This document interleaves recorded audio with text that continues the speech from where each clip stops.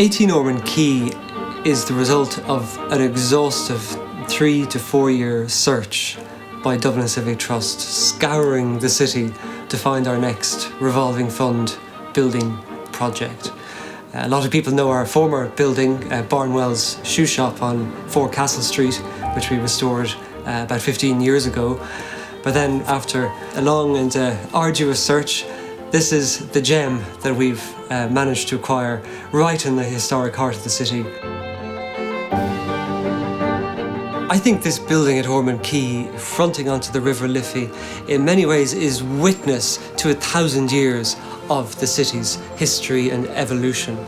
And I think what's particularly key to the identity of Dublin is this jumble of fine-grained buildings that are jostling for attention in a uncontrolled and yet fairly disciplined way along the quays, interspersed with Gandon's major buildings, the Four Courts and then the Custom House.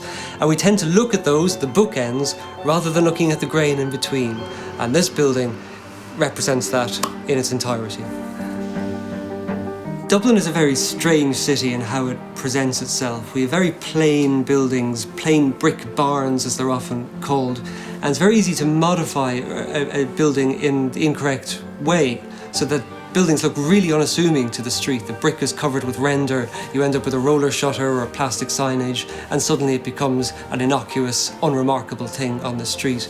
And yet it's when you go behind these facades that you realise that so much hasn't changed in a lot of cases. And this building is just an example of that. We have a beautiful mid-19th century building at the front that has earlier layers in it, a much older 1760s house positioned to the back.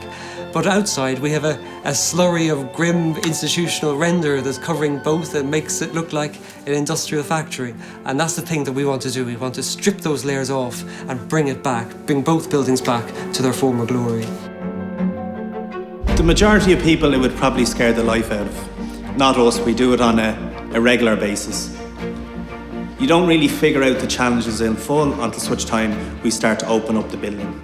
So we have an idea of what's going on, but predominantly when the buildings open up, we find the real challenges. The condition of the cement render that was on the building, was this actually holding the building together or was it not? It was significantly heavy, so we were hugely concerned about that. The building revealed itself very early stages. There was a piece of signage on the gable. The minute we were able to remove that, we found some of the original wig pointing. We didn't have to make something up, we didn't have to guess. All we now had to do was match what was originally there. Wig pointing is known as Irish wigging. It's different from the point of an English tuck pointing. It's done in reverse. It is particularly skilled. There is a lot of it done around Dublin city. The bricks wouldn't have been laid as sharp as they would be nowadays, and this was a way of showing accurately gauged brickwork. So it sharpened up the elevation and made it look very smart. With a building like this, the colour of our jointing, the colour of our pointing, the colour of our shop front, they're not our decisions, they're the decisions of the building. The building decides what colour the pointing is, what colour the brick is, what colour the shop front is. We're conserving the building as it was from the day it was built.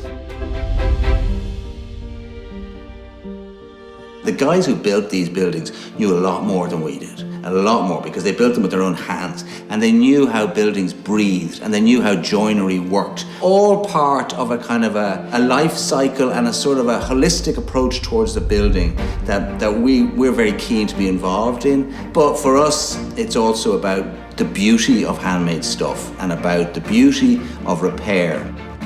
Geraldine and Graham asked us to come and look at the building as soon as they had bought the building, and a lot of the staircase was missing, and that was, I suppose, the biggest intervention that we had to work on. The very upper flight was still here, and I suppose specifically and crucially for us, the actual handrail and the spindles were here. So we were able to then replicate those and come up with the rest of the stairs from the very bottom up.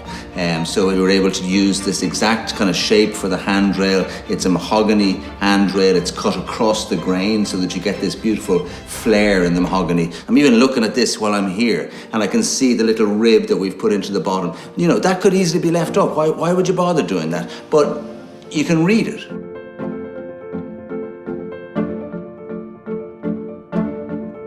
The Civic Trust were very keen to use wallpapers in their restoration of the interiors here, but unfortunately no fragments of the wallpapers that had been used in the house survived. Back then, in the 1840s, as now, there would have been patterns that were designed for bedrooms, patterns that were designed for entrance halls and stairways, and patterns designed for the more formal rooms where people congregate, such as drawing rooms or dining rooms.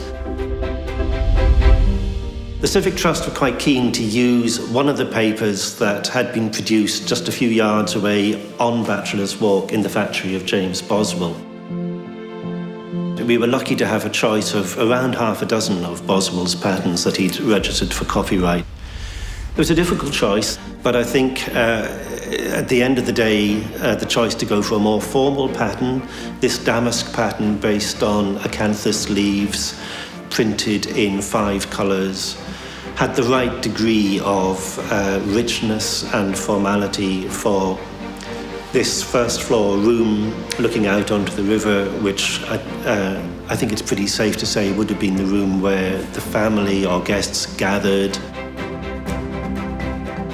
I think what's so important about what the Civic Trust have done here in Ormond Quay in bringing together all these crafts and skills, the wallpaper, the joinery, is to show how these old buildings can be lived in a way that brings out their very best qualities, rather than make them all homogenized contemporary interiors with just the facade looking out on the outside world.